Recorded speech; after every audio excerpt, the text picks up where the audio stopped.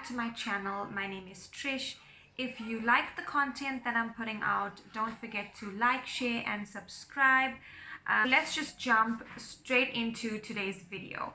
Okay, so today I'm going to be talking to you guys about why we loved living in China. Some of the things that just really stuck out. And I could have a very long list, but I've brought it down. I've condensed it to my favorite things about living there and the things that really mattered to us.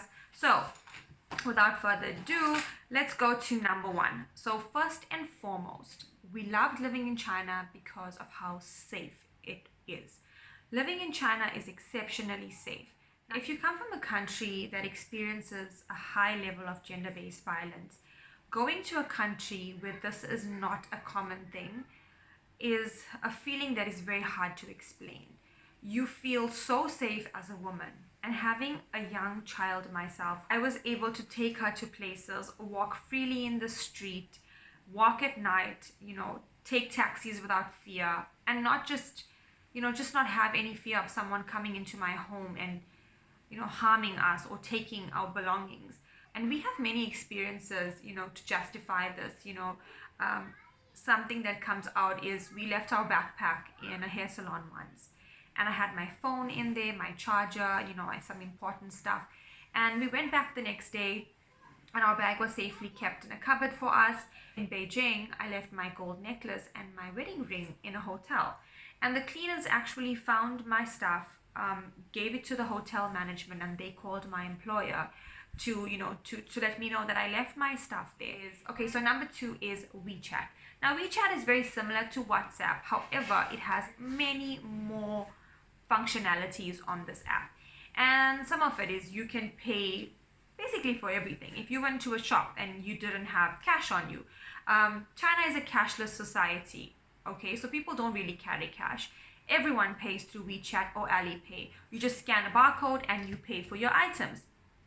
So simple. I mean, you could top up your mobile phone, you could pay your rent, your utilities. I mean, I paid my water, gas, electric, all on this app. And I could also check my balances, okay? So I just loved how simple and easy this app was to use. You could book doctor's appointments, you could use public services. I mean, you could book train tickets if you wanted.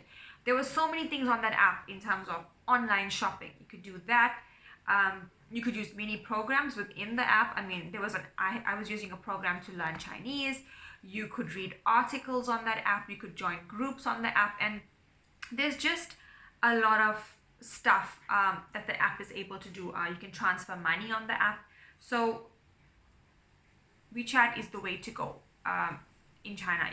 It's a must. If you don't have WeChat or Alipay, you can't really function in China. Okay, so my next point is on how family-oriented and generous Chinese people are. And it's just a society that focuses a lot on family. They put a lot of emphasis on it. We had really great experiences being there as a family. Wherever we went, they would have high chairs available. They would make sure that your child is okay, that there's things for your child to do.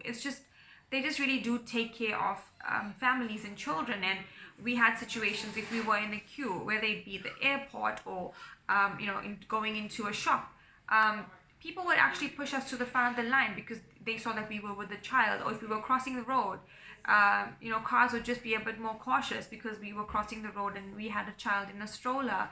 And they were also very, very generous. They are so generous and kind and warm-hearted. We experienced it in Beijing and in Hefei. People would just come over and speak to us. They were so friendly. People were never intrusive, and I know people have experiences of Chinese people being intrusive, but they were really never intrusive to us. They were just really kind, and they would bring stuff over to our apartment, like little gifts, and they would strike up conversation, and help us if we needed any help, which was pretty much all the time because we couldn't speak the language. There's that language barrier. So everywhere we went, we would try to communicate with our phone or gestures, and they were just so patient with us and willing to assist. And then number 4, which is a big one, and I think Most people, when you think of China, you think Chinese food, because the Chinese food in China is amazing. It takes a while to get used to in the beginning, just because of how different Chinese food is prepared in China. I think authentic Chinese food in comparison to the food we eat in South Africa is very, very different. I mean, they just prepare it very differently. And wherever you go in China, across the regions in China, food is prepared differently. They have their own style, their own cuisines, their own culture within China. So if you went on a food tour, it would be an amazing adventure, a taste adventure. Because everywhere you go in, you're tasting different foods. Like some provinces are known for more spicy, hot food. And this is very spicy, and as an Indian, you would think I would be able to tolerate the spice, but the spices, I mean, those Sichuan peppers are on a level that even Indian people, we are not ready for the spice. It's a mouth-numbing spice. But, so I really didn't enjoy that spice too much. But you could go to regions and you eat just different cuisines and delicacies, and I found as time went on, we really started to enjoy Chinese food, and we found places that we really enjoyed certain things. I'll put up some pictures above of some of the food that we enjoyed in China. I mean, I think that needs to be an entirely separate video just dedicated to food, because there's just so much on it. Okay, so my next point, which is number 5, which is affordability. Now, affordability, I think there is a misconception in terms of people thinking China is a cheap place to live in. Maybe 10 years ago, but not anymore. China is not a very cheap place to live in. Things are actually quite expensive, and there are things that are cheaper in South Africa. But the things that we found very affordable are the things that we actually pay a lot for in SA. So, that is why we found it a draw card to actually live in China was rent. Rental is very affordable. I mean, bear in mind, if you live in a second tier or third tier city, this is where you are going. This is going to come in play. If you live in a city like Beijing or Shanghai, rental is not going to be cheap. And I mean, that's pretty much known. But we were living in a second tier city, and we found that our rental for what we had, we lived in a beautiful gated community. Our apartment had everything. It came fully furnished. It was really, really great. And the location was really amazing. Beautiful family complex, and we didn't pay much. And I've just put a breakdown, an estimate of our rent and our electricity, gas and water bill. And those are things that you really pay a lot for in South Africa. It was winter when I was in China, and we had our heating on day and night, and our bill was pretty reasonable. And another thing to bear in mind is you pay your utility and your rental every 3 months. So you don't pay it every month. So even with it adding up after 3 months, we still found it, quite affordable. So that is a big draw card in terms of going to China, is definitely how affordable it is to live there. Okay, and then number 6 is transportation. Now, there's various modes of transport that you can use in China. I mean, it's amazing. They have air travel, they have high-speed trains. We took a high-speed train from Beijing to Hefei, and that takes 4 hours. And that was like a really comfortable trip. It was very spacious. You don't feel it. It is so comfy to sit in there, and 4 hours is pretty much nothing really. And they have the bus system, really nice buses. They have the subway, especially in Beijing. We use the subway a lot. We could do short trips, longer trips, but it's really, really convenient. And then there's the taxis or the Didi, which are basically Ubers. We use the Didis a lot. Cost-wise, it's pretty similar to the Ubers we'd use in South Africa, but the service was way more efficient in China. And then they had electric bikes that you could just recharge, and you could just basically go use your WeChat or Alipay, and then you would scan and basically pay to use the bike and then return it. And then you have scooters. People use scooters. It's everywhere around China. You'll see it. Just a normal conventional bicycle that you can ride, they have that one. So it's pretty easy to travel in China. You have so many options that you can never have an excuse of why you couldn't get somewhere. We did a lot of walking, and we used Didi. That was our main modes of transportation. Number 7 is online shopping. Now, this is the hub of online shopping. I mean, I don't think they do it anywhere in the world like how they do it in China. they would have these massive sales and people would go crazy buying everything because it was dirt cheap. We personally did not go crazy doing online shopping because we choose to live a very minimalistic lifestyle. I don't like purchasing unnecessary things or things we don't need. So I purchased stuff from I purchased stuff that we actually needed and that I couldn't find in the shops.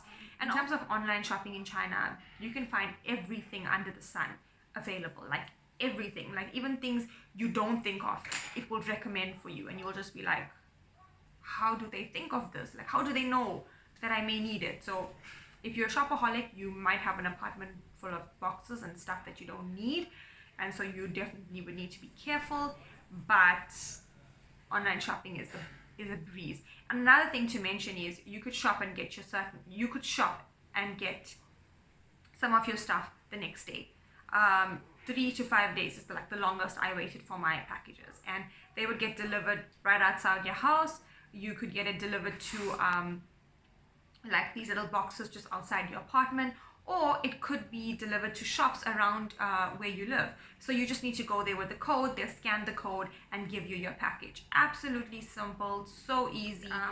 Oh yes, in terms of online shopping, you could count food delivery.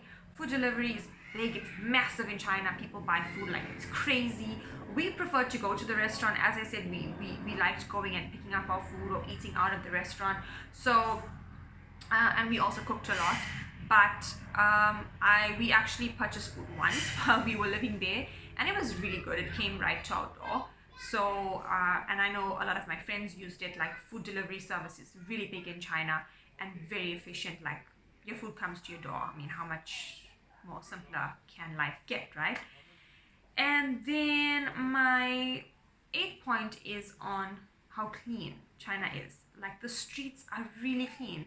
By the time you wake up to go get breakfast in the morning, the streets are immaculate. And a lot of the older generation Chinese, they clean the streets before anyone wakes up. They are cleaning the streets. I really don't know why it's the older people that do it, but that is what I saw. I mean, our complex was always cleaned. I think it's a misconception that China is very busy and dirty, but that's not the truth. If you go into public service departments, you'd be amazed at how immaculate these places are. Just the shopping malls, and they really, really do take pride in keeping things neat and tidy. The toilets are another issue, but I'm going to keep that for a separate video because that is that is a toilet situation in China. Yeah, that does not go in terms of what I'm saying in terms of neatness.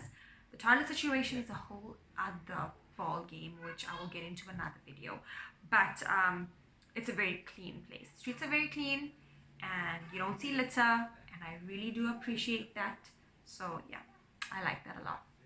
And then my last point, my final point, which is number 9, it's the technology. So of course China is known for its great technology, right? But I think living there and experiencing how fast and advanced everything works really well. It's like a well-oiled machine. I lived in a high-rise building with 33 floors. Not once did we have an issue with our elevator. It was really good. It was serviced all the time. It was just really good. I always saw people working on stuff. And the technology is so fast-paced in China that it's sometimes hard to keep up with. But they're definitely a cut above the rest. And I think that any equipment that you use in China is really good quality. It works really well. So basically, those are my top 9 things of why we love living in China. And I hope it gives you some insight if you're wanting to move to China.